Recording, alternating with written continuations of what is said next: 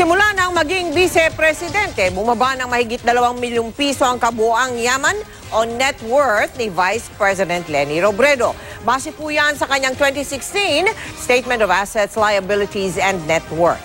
Nakatutok si June Veneracion.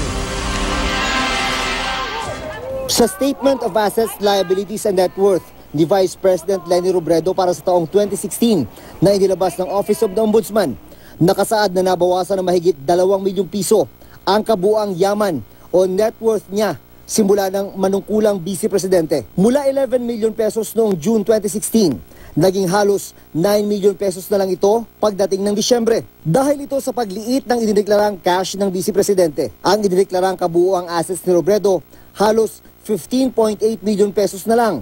Wala nang ibang nagbago sa salin ni Robredo. Halos 7 milyong piso pa rin ang nakadeklara niyang utang. Nasa salin pa rin ang shares of stock ni Robredo sa Meralco, pero hindi niya idineklara ang halaga ng mga ito.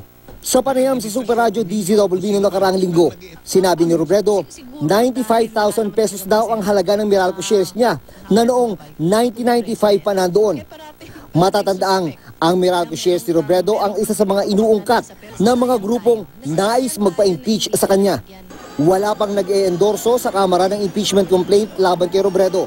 Yung mga reklamo sanang idinudulog sa korte, sa DOJ, sa fiscal, parang mabigyan siya ng resolution na maayos para hindi kinakailangan na naghihingi pa tayo ng tulong sa iba.